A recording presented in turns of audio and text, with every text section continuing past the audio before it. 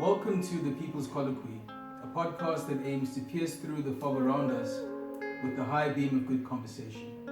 We have got something a little bit different. We have a virtual conversation with a guest as well as two of our hosts. And we're going to start off by introducing the first host. That's myself, Anthony, aka Scare, aka Ngalagata, aka Mabang from back in the day. We've also got I like that Holy in with us here today. What's up, guys? Holy here. We're back on his virtual streets, trying to keep safe. Go Rafnyana. Mara, anyway, we'll push through. Welcome to the show. We also have my guy Thabo. Thabo, talk to us, brother. Thabo, today, please. Today, Thabo. Ideally. What's up, everyone? I'm Thabo here, coming live through the lens of my device. Pardon? All right, we've got you, brother. You good? We got you, T. Can you guys hear me? Yeah, we can hear you, bro. We can hear you. Oh, okay.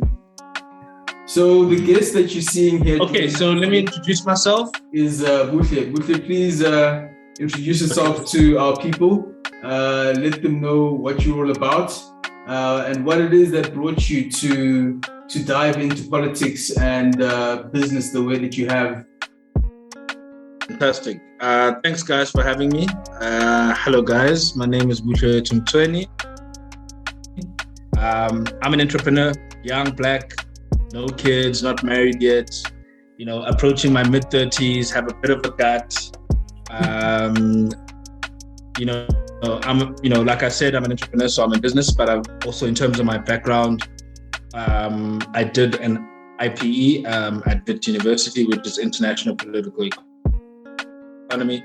I shared benches with people such as Yombiseni Idlozi, the new spokesperson of the EFF as well. His name just slips me, but Mbali Lopez of the world, Floyd Chivambu before Mbali Lopez. So, as much as they always say that the youth don't have context in terms of politics. I mean, my experience was from varsity, and we were right in the thick of it. In terms of fees must fall, etc. I have some Poland soldiers who are not here with us anymore, but were very much comrades of mine. People who are at the forefront of free education policy as well. And I can tell you stories for days there about how, the superstructure in South Africa blocked, projects that we were busy with that were going to benefit us as a youth and also benefit other youth leaders. And it's actually quite interesting. To answer your question as to why I've decided to come back into the political scene from a commentary perspective, I mean, it's something that's always been within me, and I've always been very vocal politically, whether in my personal capacity or even when I was still working for the man. So, I just felt it was a great, fantastic opportunity, and I get to do it with, some mates I grew up with, which is great. It also gives us context from that perspective as well. That's the long and short of who I am, and I'm really happy to be here. The thing that's a little bit different about what we're presenting today is usually we talk about one article, one piece of content, one video. Today we've got 4 articles that are quite different from one another, but they actually hang together quite nicely because they could be 4 chapters in a book talking about the troubles that led us to the events of the last month with the looting and Zuma going into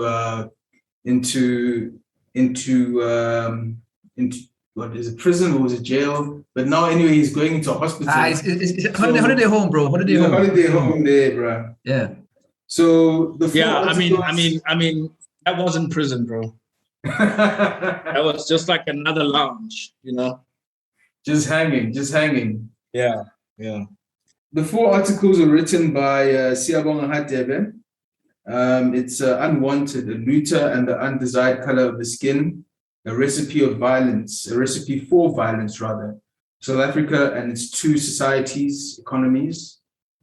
the neoliberal lexicon and demonizing the other in South Africa, headed towards an iceberg? Is the ANC like a ship without a commander? So I'm going to give the floor to Buhle just to let us know what were your thoughts about the articles and which one resonated with you the most? Which one do you feel like explored and opened up a lot for you? Yeah. Okay. Thanks. Thanks, Anth, for that. And Anthony and I were actually having a back and forth about these articles last night, and I thought they were very, very powerful. I'd really personally, I'd love to meet Siyabonga Hadebe. I think his views on things in South Africa are spot on, and they're very brave views as well. I do personally believe that a second revolution is going to be required in South Africa. That's my personal belief. How that revolution is going to look is obviously the outstanding question. But I mean, to give you a synopsis of how I felt about these articles, I really like how he contextualizes, from the organizational perspective within the ANC. I'm quite informal in my approach, if you don't mind, guys. But I really felt that he really does explain the deficiencies within the ANC very well. He captures them very well in the sense that, the lack of accountability is not just a person problem within the ANC, but it's an organizational problem. Even if he wants to discipline comrades within the ANC, you don't have powers to do so.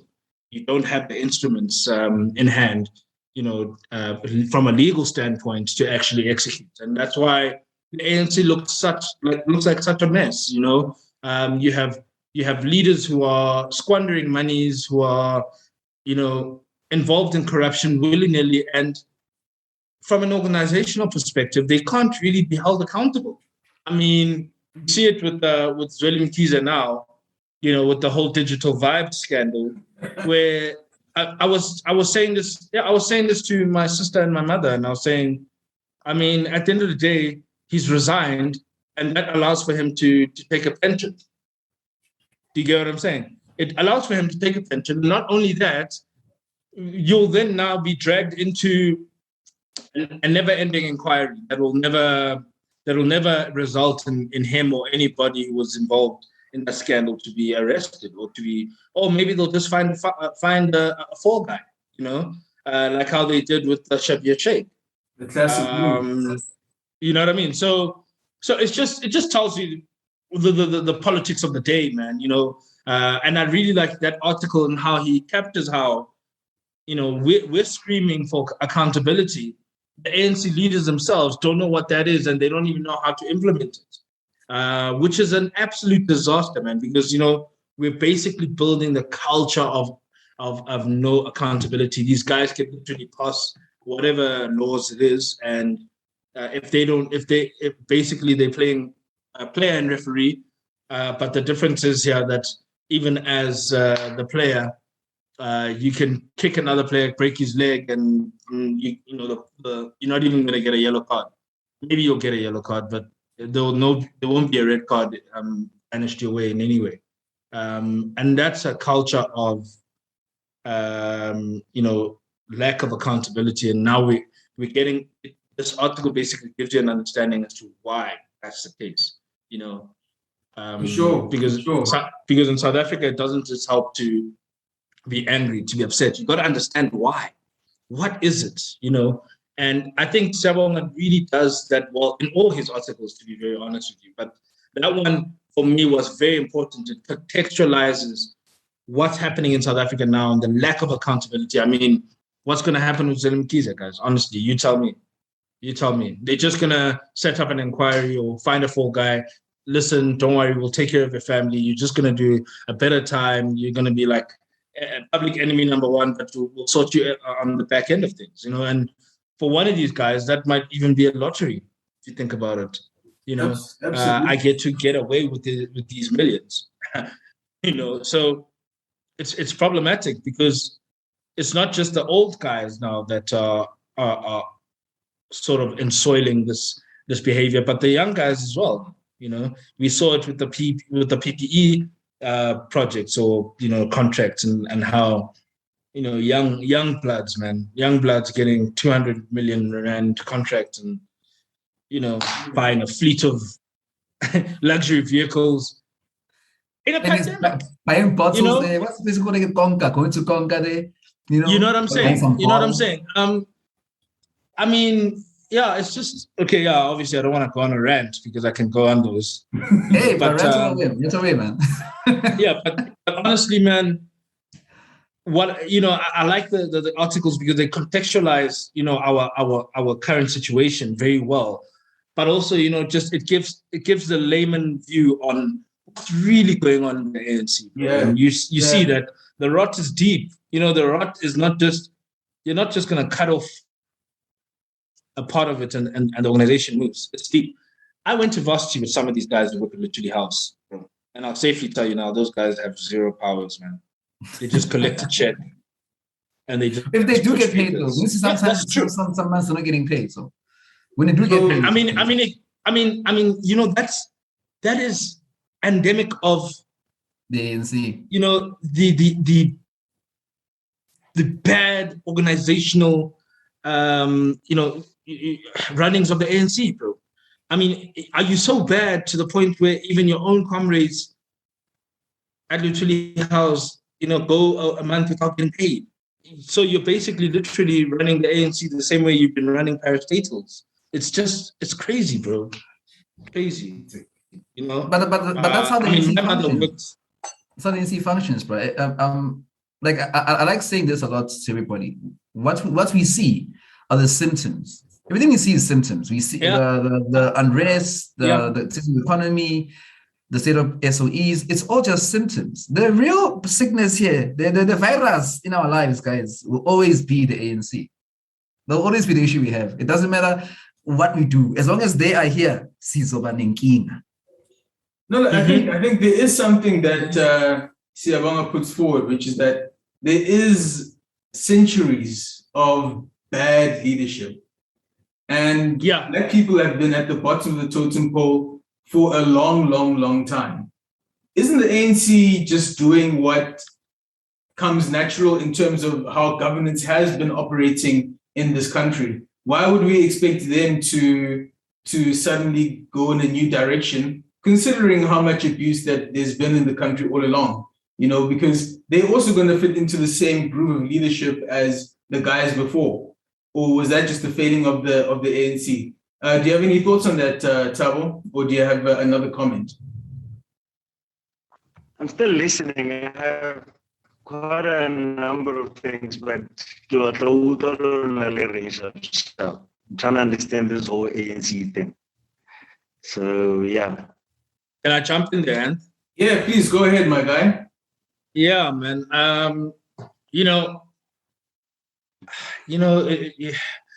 The ANC are very much the elephant in the room in South Africa, and from what you're saying, it is a now in South Africa it's become almost a cultural thing that they operate in dysfunction, and you're completely right. I mean, what I really particularly liked as well, I think it was another article that you had sent me to give us historical context. We can never know where we're going if we don't know where we're from, and that's why history is very important in this instance.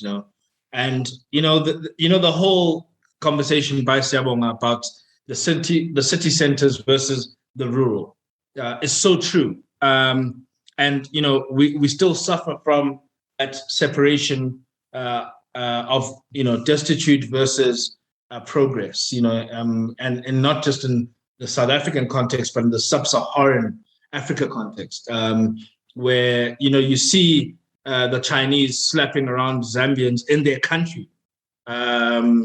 It's endemic of colonial powers and how they've gripped our countries in a very salient way, by the way. Because South Africa's always viewed as this very progressive country that forgives and has the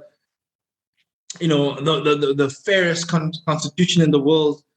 And then I turn around and say, No, but the ANC sold South Africa when they drafted the Freedom Charter. You worried about Codesa. You worried about 94. You worried about the Guptas. Please, bro. What about the TRC? South Africa was sold when they penned the Freedom Charter in Pingo. That's my opinion. The Gupta episode just seems to be new guys coming in wanting to get a piece of the action, and the old guys basically making sure that and the old guys being pissed off. And the old guys being pissed off, bro. I always say that corruption in this country exchanges hands. It doesn't change its genetic makeup. And even now, it just exchanges hands. I mean, it started with the British and segregation, and then after segregation, once the Brits had fully entrenched what they want from the country, and then sort of palmed off the country to the Afrikaans, and most people say the folk, if you've watched or if you've read the folk, rather, that it was a policy of racism. My friend, let me tell you something. Racism does not exist. Racism does not exist. And I'm saying this in the context of, in South Africa, racism only exists because of the material conditions of the country. Do you understand? I agree. So racism is a policy that was implemented in South Africa, or a behavior, if I'm going to put it that way, through policy, so that it could distract from the real actual thing that they really wanted to do, the colonial powers, which was to suck the country unabated, undisturbed. The apartheid government was a long and elaborate cash heist, resource heist. And how do you do that in a country with 80% Black? I mean, you need to find a way to control them so that you keep your labor cheap, and you keep conditions for capitalism, for shrewd capitalism, optimal. Our very sitting president was one of the founders of NUM, which is the National Union of Mines. Now, for me, that was part of a bigger plan that had been planned probably 10, 20 years before that. 100%. It's so coincidental that, he was all these things. He was founder of NUM, then became chief negotiator at Codesa, then became a billionaire, right? And, and then became the board member that okayed the Marikana massacre. No, look, I think in my eyes, right, when I think about the man, before we even add in the past, the various positions that he's held and the organizations that he's worked for, the very fact of being a billionaire automatically puts you in a position where you cannot, for the sake of those very billions, work alongside labor. It's exactly an opposite dimension. It's impossible for billionaires to stand aside labor because that undermines their profits right from the start. But there's something that you did point to in what you were saying before, when you were referring to in Zambia, the Chinese are slapping them around and acting like they're running things. Now, that takes me to the emasculation in the Recipe for Violence article that Siyabonga writes as well, where he was talking about how Black men are basically left without any power, but still required to fulfill the masculine role. And when other people are able to unite and work against us, then it leaves us without community and without protection, without power. What are your thoughts on that? Yeah, I found that article very, very, very powerful, man, because it's so true on so many levels, and it's scary at the same time being a black man in this country, seeing what happened in Phoenix, and realizing that your own situation is no different.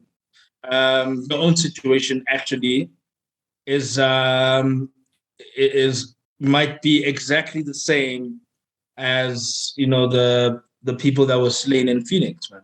You know, um, you know, I remember at varsity, can't remember which lecturer it was, but he was discussing how the middle class in South Africa think that they are safe from, or they're excused from ever being viewed as barbaric or out of line if they speak out against the powers or if they organize against the powers. But it's very easy to become the poorest of the poor in South Africa.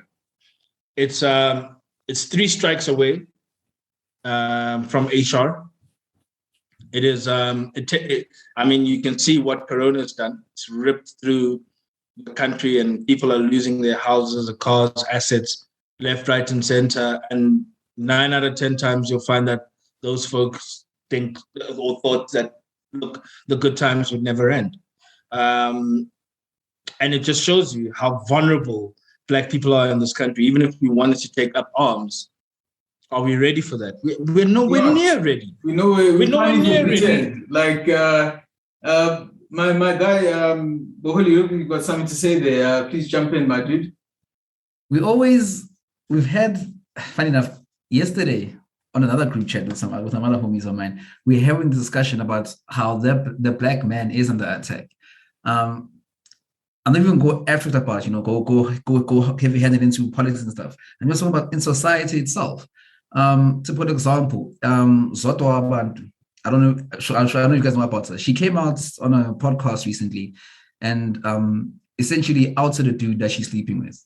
In fact, the way she used Siyabonga, which is, dude, it's harsh. Now, instead of getting backlash or whatever from Zotwa outing this poor guy who's in a relationship, you know what I'm saying? She's getting applauded by, strong Black woman, all the stuff. Now, my issue was this.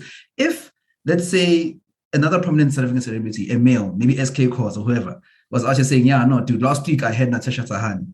It would be hell on these streets, bro. He would be cancelled left, right, and center. So it seems like cancel culture is only working against us. So music does things. Yeah, the Black man. It's passed along. But now, if 100%. the poor guy, the other guy, that Kabelo guy, only did he cheats it, yes, but he got fired immediately on the spot. Was even a discussion? Didn't know. Let's share his side of the story about it. Didn't care what he said. He's out of here. It's hard, bro. Yeah, and you're right, Buhle, because it also speaks to that article by Siyabonga and the fact that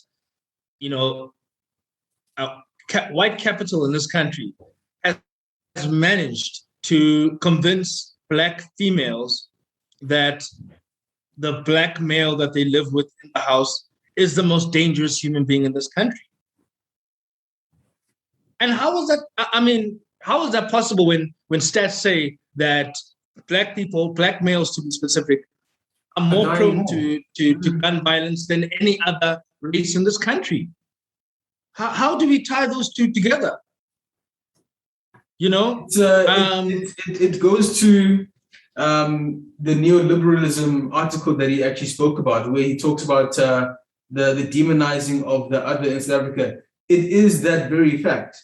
It is that reality that 100%. that comes from the Africans in South Africa, rather, being a cultural minority living amongst everything that's around us. But I think the thing that makes it very difficult is that trying to find a way to turn that around as individuals is just impossible.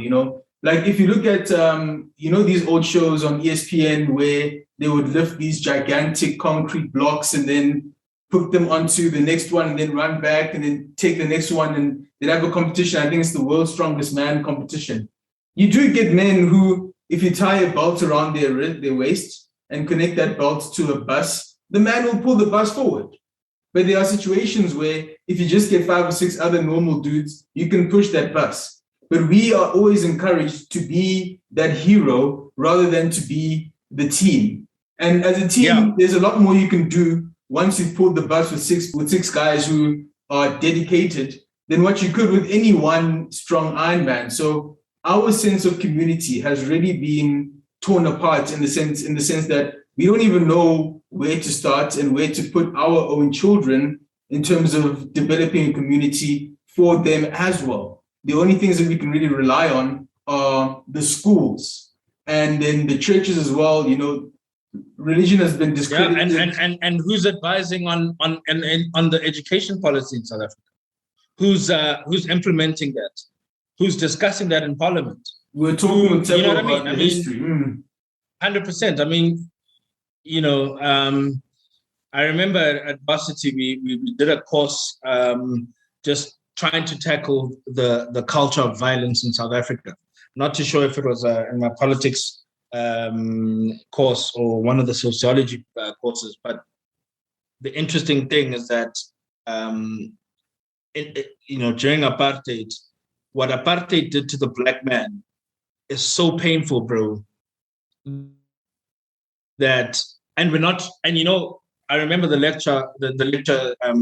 lecturer who was telling us this, was saying that he believes that this was not made to demonize the black man, but it's to analyze how the black man was demonized by the apartheid regime. How organizations that were speaking against the discrimination of black people were considered terrorists in this country. How the normal black dad. I remember there was a scene on a TV show. I think it was called When We Were Black, something like that, where the dad of the house was stopped by apartheid police, demanding his dompas, demanding his reason for being there, all of that, and made to dance like a monkey in front of his children.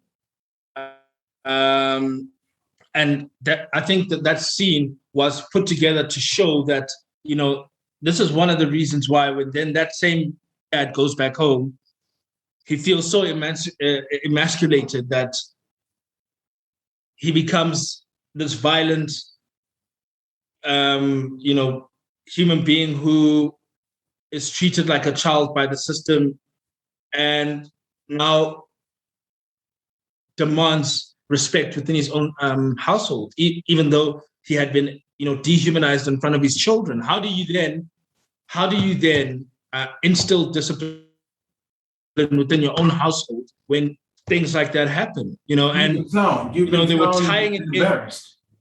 Yeah, they were tying it in with why then you'd find a lot of the boomers of the day in taverns drinking their lives away. Why they were, there was a serious culture of drinking in the hood, and that's where the culture of drinking in this country actually comes from. You see how South Africa year on year top the charts in terms of the countries that consume the most alcohol in the world. I mean, for a country that only has about 60 million people, how is that possible? How are we not? How is South Africa drinking more than countries with 300-400 million people in their country? It just tells you that it's endemic of a very painful past that was very deliberate to make the black man look like he's wild, he's violent, he's irresponsible, he doesn't take care of his children, doesn't take care of family. And 3 weeks ago, the black man again at the fore getting shot down as this lazy part of society that just wants to take and not give. And it makes me very sad. I think what I was really pissed off about with regards to those riots, and I kept on saying it to my mates, that I don't understand why there's no one who's organizing to go to Lutuli House. I mean, this is a family matter. That's what's happening here between Jacob Zuma and Cyril Ramaphosa. For the most part, it is a family matter, even though it does have to do with us. It's a family matter. So the problem is at Luthuli House, and yet no one is going to Luthuli House. Not a single march was organized to go to Luthuli House. It just tells you that, there are games being played here at a ground level that we will feel the pain for years to come, years from now. Where now we're being painted as just these ungrateful wild monkeys who are just stealing stuff and whatnot. I mean, people. That's why I kept on preaching that people need to stop being used as pawns in this country. We need to really think about what we're about to do and think, how's this going to look, bro? I know it sounds funny, but that was a bad look for black men. Absolutely. You say. Sorry. Oh, my bad, brother. You say that people are made to look like pawns here, and the ANC is at the center of it. One of the things that we need to look at is how they swing from nationalization to privatization, and then back to nationalization, and then privatization again. What are your thoughts on where we should be going as a country? Look, you know what? You know how I feel about my ideal South Africa is South Africa without an ANC. I hate neoliberalism. Austerity, all that stuff I hate. But however, if there's anything that's gonna happen in this country that's gonna lessen the ANC's influence in my life, then you know what, bro? I can't. In other words, I can't. These guys are not doing anything for us. In fact, they're killing us. We need to lessen their influence on us, bro. We have to.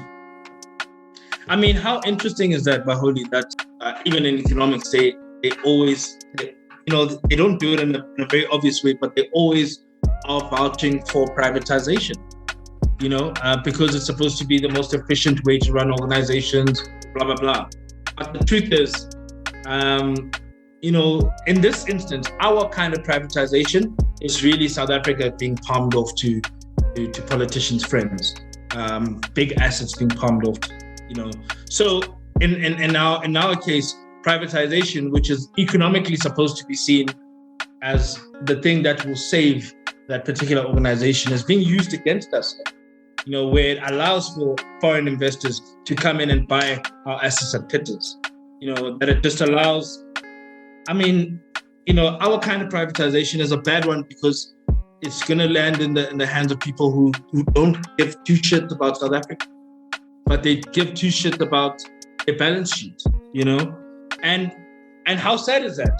Even but Buhle, that being said, it's not the ANC is any different. Like right now, guys, don't get me wrong. I'm not for privatization. I'm not for that. I'm not for privatization in any way. It goes against our entire socialist beliefs, which is fair. However, like I said previously in previous shows, and what I said even in this show, the issue I have is with the real problem we have in this country is the ANC. And anything that removes those people, those old geriatrics, moves them away, guys, from being in control, it has to be a good thing. And regarding how we then navigate the privatization aspect, I know it's very not very thought out, it sounds like, but you know what, we'll cross that bridge when we get to it, guys. Let's deal with the issue first. Let's get the virus out. Let's get ANC out, and then we'll take back what we can take back, guys. Because right now, this is not working for us. I mean, things are not becoming better. They're becoming much, much worse. And it's not the ANC cares about us. They don't care about us. No, and Baholi, I completely agree with you. And not just that, I empathize with what you're saying. I think that's important to mention because South Africans have gotten to the point where they're just like, you know what, we will accept the lesser evil so long as we can get these guys out. You know what I'm saying? For sure. And that's very, very sad, man. For us to be in that position, it's actually quite scary, man. I mean, when you think about it, that we've been put in a position where we will accept a potentially harmful lesser evil, which is privatization, because our leaders are screwing us so badly. I mean, it also what I worry about as well, Mahudi, is that it's also how you get the asset, man. And who you get the asset from. Because the thing is, you must understand that the guys who are going to benefit from all of this are definitely guys who are friends with the ANC boys. You know Look, what I'm saying? you're not lying. I mean, even if you take SAA, for example, I mean, that whole mess, that whole equity partner mess, it's shocking. It's not even real. It's fake. But if it gets 100%. off the stick of SAA and gets them out of there, and then people are able to, you know, somehow still keep some of their jobs, bro. It has to be better than what's going on right now, because right now they are literally destroying everything. They're destroying everything. No, I mean it's all about trying to, as Buhle said, put together a nice price package for the next guys who are going to be coming in. Thabo, we've been sidelining you for a while now, but you're now on audio only. But do you have anything to share with us regarding the privatization and the nationalization?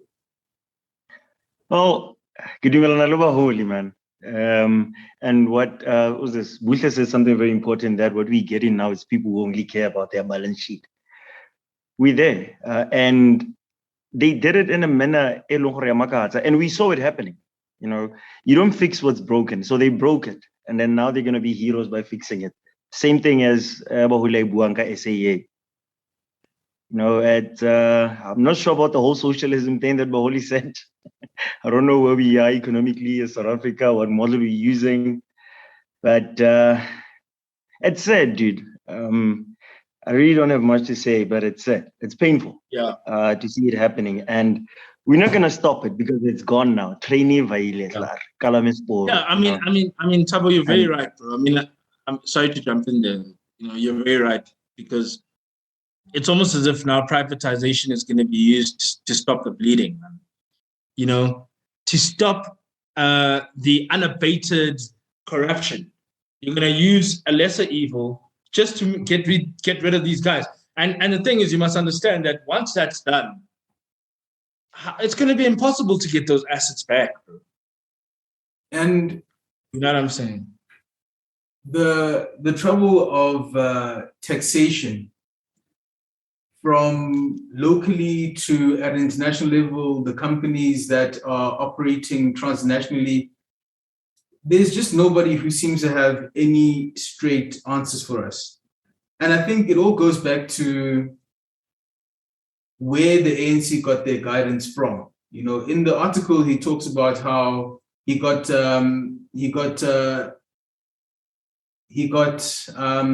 information about where to take the country regarding the ANC leadership from the former regime.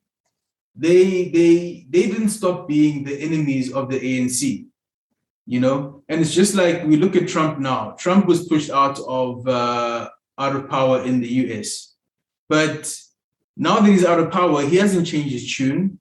He hasn't decided to do any sort of a kumbaya. He's putting himself back together. He's sorting himself out so he can relaunch again and find a path back into leadership. How is it possible that the ANC could have been so naive as to believe that the people who you've just pushed out, who you just fought tooth and nail to push out, who have been kidnapping and killing, that post-94, it makes sense to turn to them and get advice on what to do next? Anthony, it wasn't naivety, it's complicity. Because if you go back to the little show they put on and try and, you know, the TRC, for example, the little show they put on to show, you know, we're actually trying to hold people accountable. I saw a clip this week, which I hadn't seen before. I don't know if it's Big Botha, Pierre Botha, or Foster, or whoever the hell it was. But it says that I'm not going to apologize. But what does I apologize for? With his chest, bro. With his chest, like, what does I apologize for? I'm not going there. You know, I need to go sorry, man. And nothing was done. Yeah, because it wasn't real. Yeah, and look at the chairperson of that TRC. You know, the famous Archbishop Desmond Tutu. You know, the same guy who helped the apartheid government paint Matikizela Mandela as the ultimate demon, man, the ultimate devil. You know. And this is the same person there isn't a person in South Africa who got more persecuted for fighting against apartheid than Winnie Mandela. There isn't a single person in South Africa who got more shocks, more trauma, more humiliation from the system like Winnie Mandela. And I mean, here's the effect: if you manage to paint Winnie Mandela as the devil of the past, the devil who wants to kill all white people, the devil who didn't want to see a peaceful transition. That's what they say, which is absolutely not true. And if you get that person and you convince everybody else that that person is that person, then, bro, you've won the war, because you've won the psychological war here. You basically cut at the knees any possible fight up against the status quo, which has been reproduced very successfully now in this democratic dispensation, where the racism, the classism, and the oppression of Black people has been repackaged.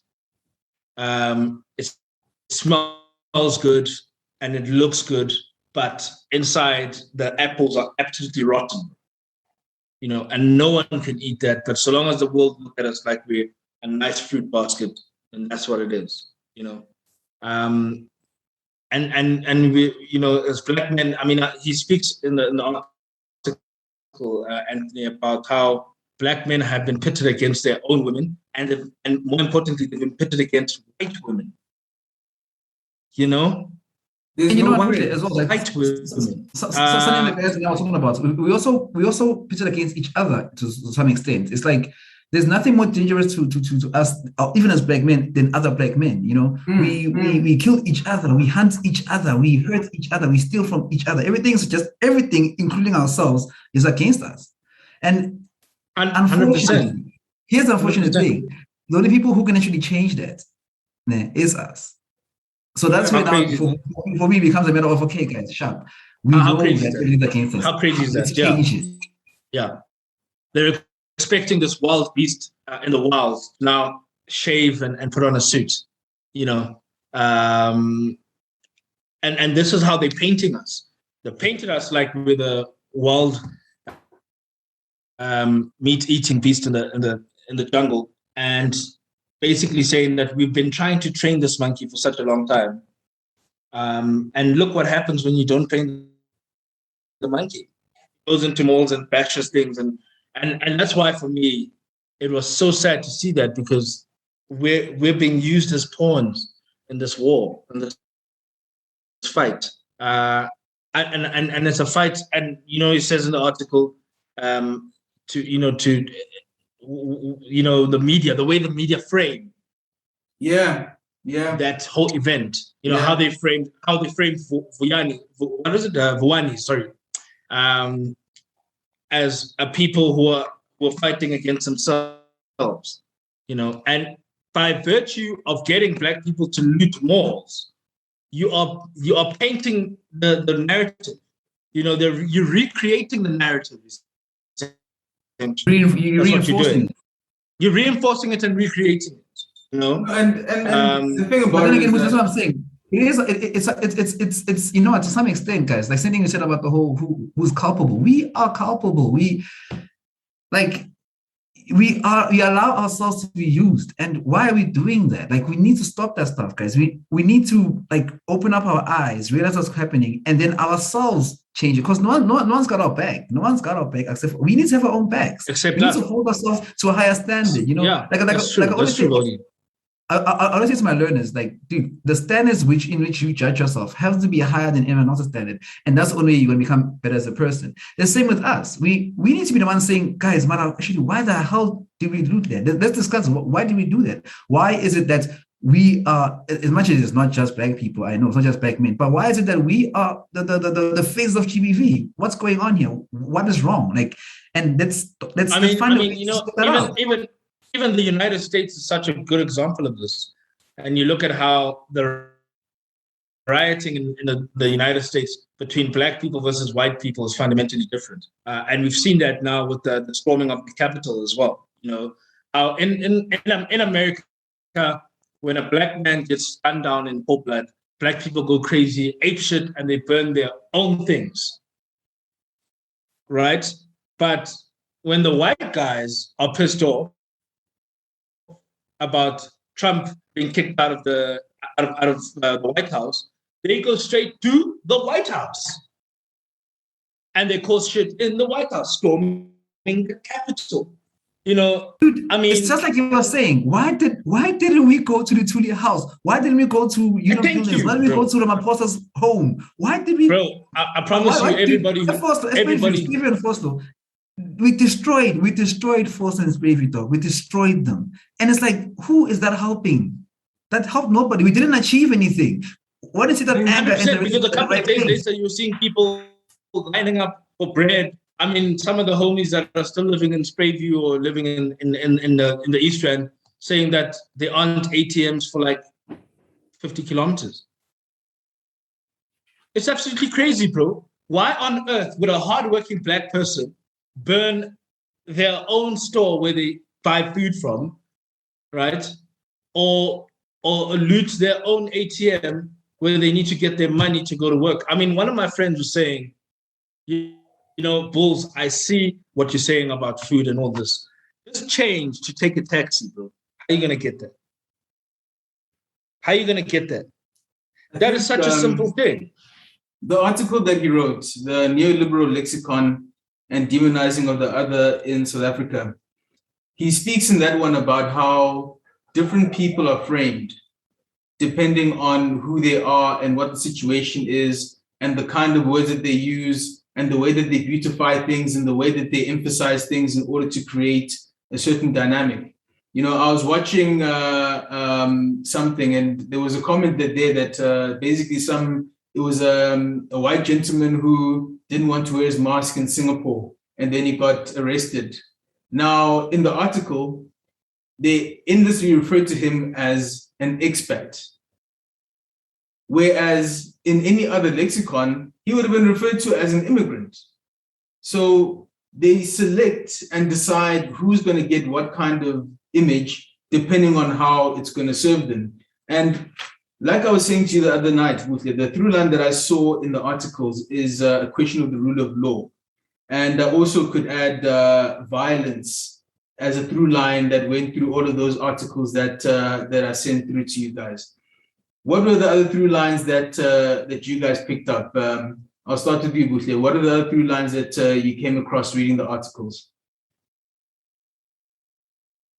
Yeah, can you please be more specific with regards to that question? I mean, as what in, are you referring to exactly? As in what the things that tie the three articles together, right? I would say one of them would be the rule of law, right? We see in one of the articles where the rule of law is what the ANC is using to try and manage its own internal dynamics.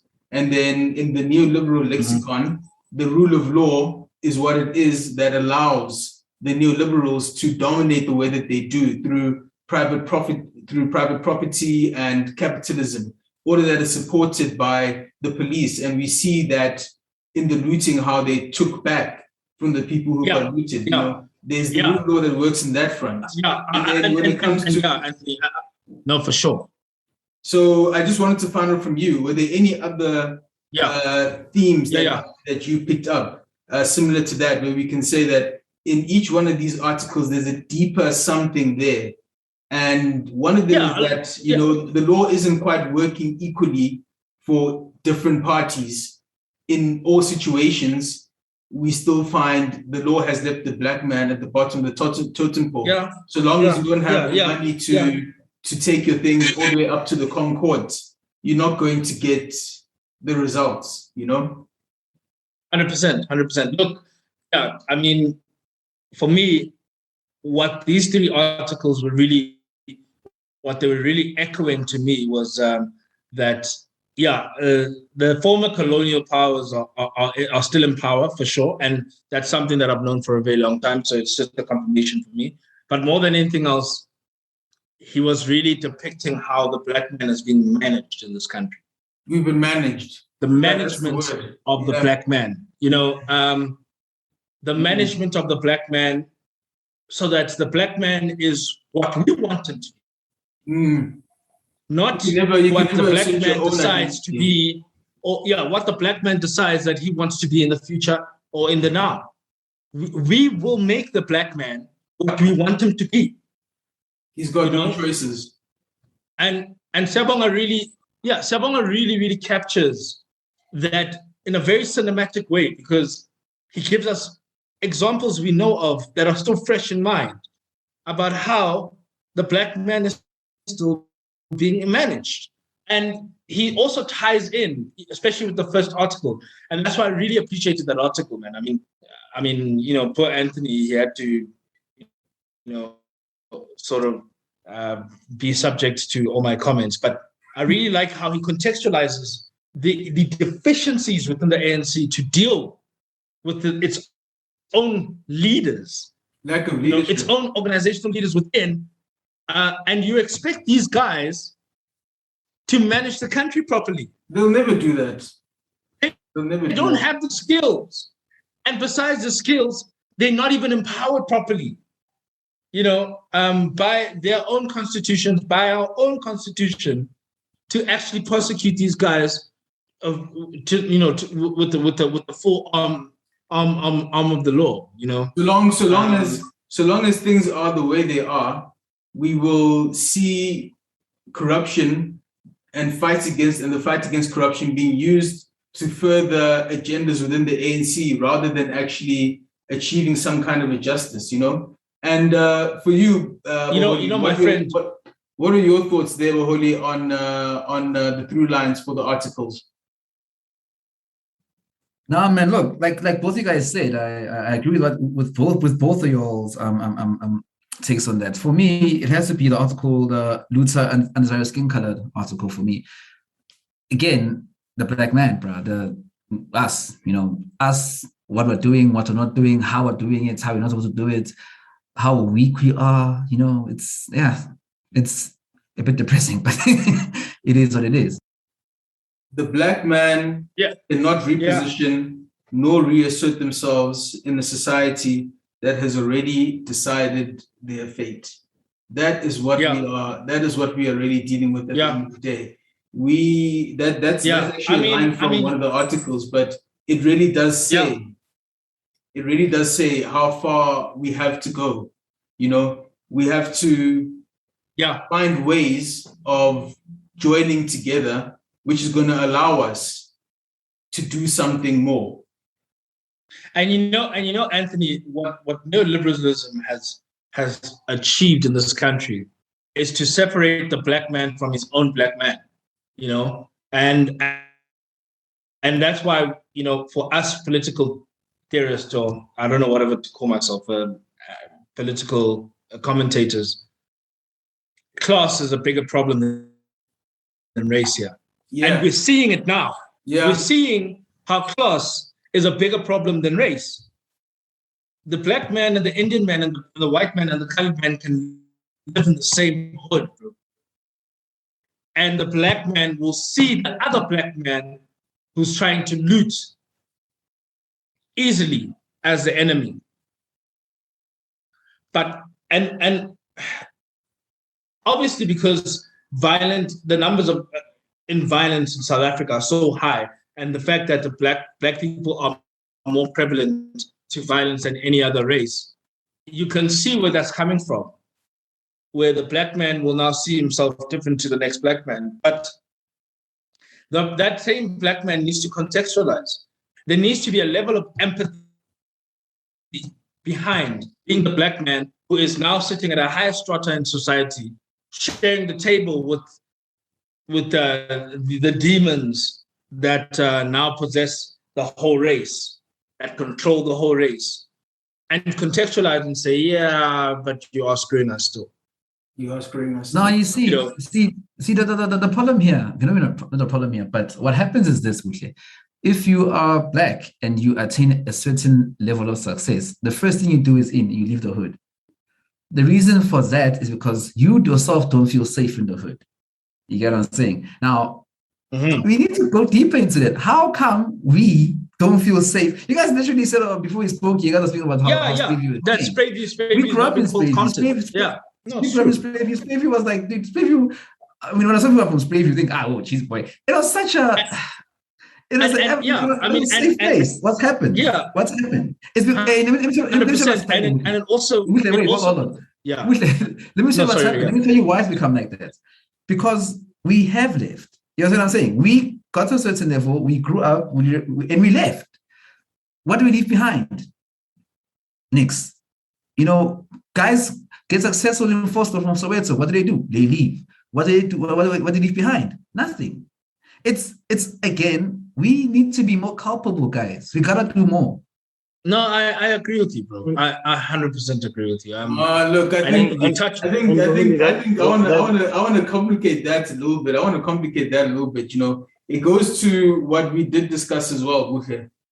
Sprayview was just a place. It doesn't have any extra amenities that would warrant you to keep it there just from what the public service is offering. There's no licensing department. There's no Department of Labor. There's no there's nothing there except a primary school. You know, the services that are on offer there compared to what it is that people need. I mean, if there was a fire in Sprayview, how long is it going to take for a fire engine to arrive? I mean, I know, Uti, where I am now, 5 minutes away, there's a fire station. Where's the fire station in Sprayview? Yeah, I mean, I'm sitting in Rosebank, and the fire department is up the road. Exactly.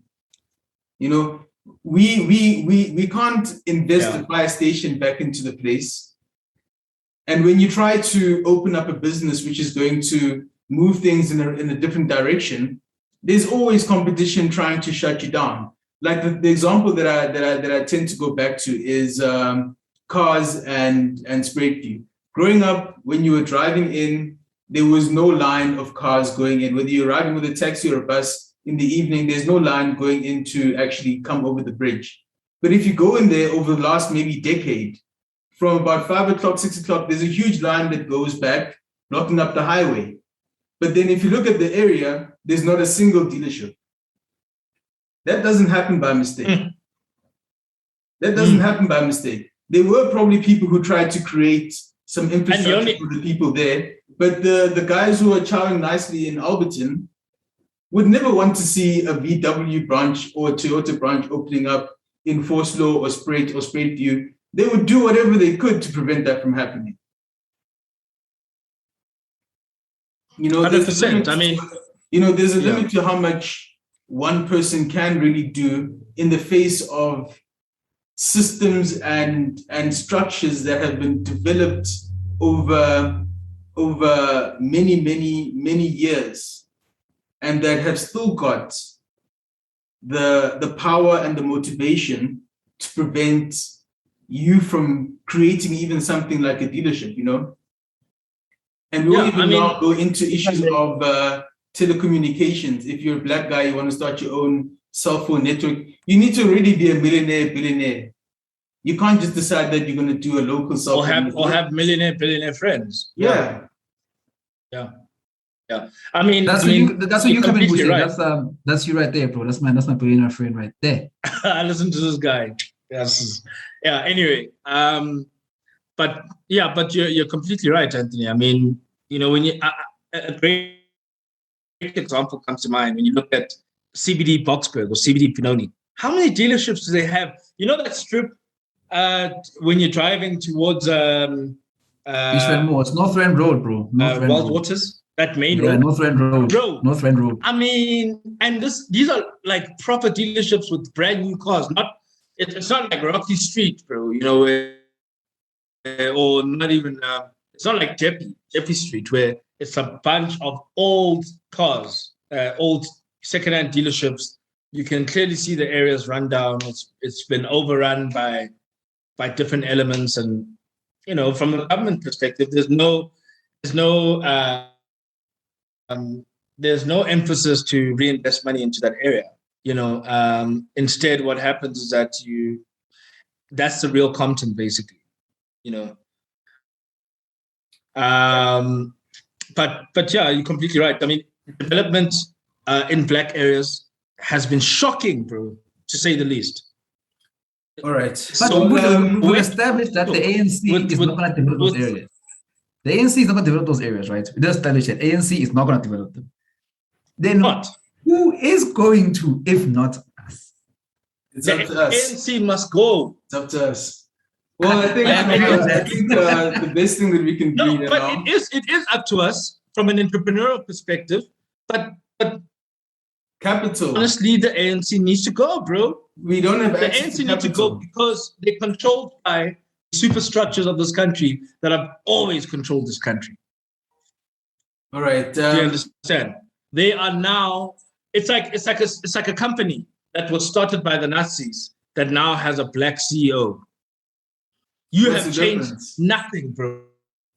What's the difference? You've changed nothing. The only thing you've done is that you've changed the face that is the CEO. And chances are he doesn't have as many powers as any of your previous CEOs. Never I mean, remember that nonsense that they used to do in the parastatals where they would have 2 CEOs for one company? Standard Bank did it for a very long time. I mean, Standard Bank did it for a very long time with what's his name, Sim Chabalala. I mean, does a CEO need to be groomed for 5 years? For real? Well, I mean, is there a fundamental difference between how black men and white men look at balance sheets? There's not. I don't understand, bro. There's not. I mean, look at Sipho Nhleko, the CEO of Telkom. The dude is incredible, bro. Doesn't matter how you feel about Telkom itself. That guy's track record as a CEO is ridiculous, bro. That guy revives companies and takes them to the top. And this is exactly, by the way, what Brian Molefe was known for as well, before he was used as a pawn. Do you understand? I'm with you, He was known as the guy, the change agent that will come into an organization and make that thing move. But then he gets used as a pawn for the Zuma faction to do things. I mean, my mother was working at Transnet on the 49th floor. Her boss was direct colleagues with Brian. I'm not going to say what she's told me because I'm not trying to have a target on my back or be called to any inquiries, but I can safely tell you that them niggas did whatever it is that they wanted to do. For sure. Unabated, bro. It's been going on for so long. For so long. I mean, do you remember the madness where they made Malusi Kikaba the public enterprise minister? The madness, bro. The madness. To me, when that happened, it felt exactly like what it might feel like when somebody sticks, excuse my language, when somebody sticks their finger up your bum. Because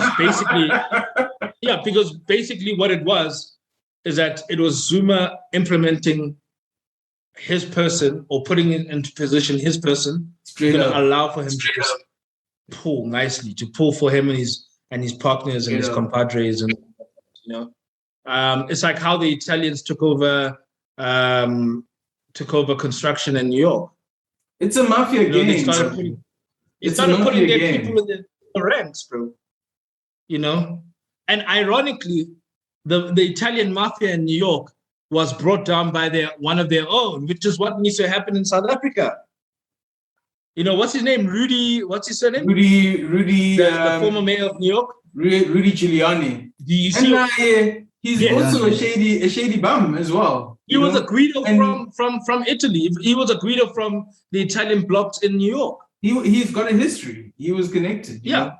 But the person who hasn't had a good shout today is Thabo. Thabo, we'll let you close out for us if you've got any last things to share with us before we wrap up. I have quite a lot, but interesting, man. The times that we're living in. Wow, development. You guys mentioned that.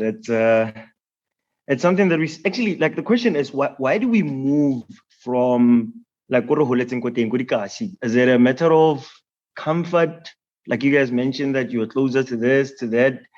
And when we move, do we think about the brain drain that we're causing Gomorago? Because that actually might lead to the leadership issues that we have.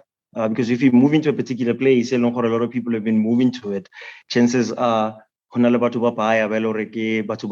in terms of leadership, people who can actually think.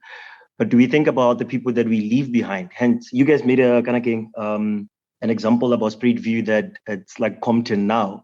Those are the people that you guys left behind. It's the brain drain.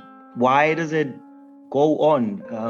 Is it a matter of lack of development? And if it is, what are we doing about it? Can I answer that, please, and if you don't mind? Go ahead, brother. Yeah. I mean, it basically, Tabo, basically what you're saying ties in exactly with the Siyabonga's articles about how, the black man is portrayed as an irresponsible human being in our society, and not only portrayed as a irresponsible human being to the world, but to the fellow black man himself, to the point where even yourself, hey, I'm earning a bit of money now, I gotta leave the hood, bro. We all did it. I don't live in the hood no more. My family's in the south somewhere. Baholi and Anthony know Ennis is in the north, in the palm trees. Most of the niggas I grew up with don't live in the hood anymore, bro. And those who are in the hood, well, they're comfortable there, but they're not really comfortable because our hood is becoming more violent and et cetera, being exposed to different things. Shootouts, bro, in Sprayview. A whole shootout in Sprayview, bro.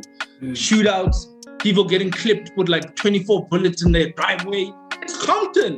It is now Compton. And it's because the strong fathers, the fathers of who you remember when we were growing up, Anthony, the fathers of the hood were the bosses. If there was a problem, it was the dads who had to meet and solve it. There's no dads anymore, bro. And Corona's taking a lot of them as well. It's up to us. So that so that's a South African. So if I would say that's a South African problem, like you guys can't go back and change things to where they were. I think we can. But the conversation needs to be different. If it's an area, so that means even the economy, you can be able to do it. We can be able to rebuild. Now here's a thing, Tabo. Who's willing, like Anthony, or I think it was you who spoke about Gianni, who took down the mafia. Who's going to do it? I said it earlier on, and I'll say it again now as we close out. Black men cannot reposition nor reassert themselves in a society that has already decided their fate. We have to decide a new fate for ourselves, and we have to try and pull it together. So with that, I'd like to thank our guest, Buhle. It has been a very, very fantastic conversation, and I'm looking forward to chatting some more with you at a later stage. No, for sure, bro, for sure. Guys, thanks very much for inviting me. I'm really, really excited about this journey. I mean, I was telling my girlfriend about that as well, and it's interesting how you can try run away from your destiny, but it always finds you. And I think this is the most critical time in our history in this country. Don't get it confused. We need to change things now. Now is the time. Yeah. So I look forward to the next chat. Thanks very much, my brother.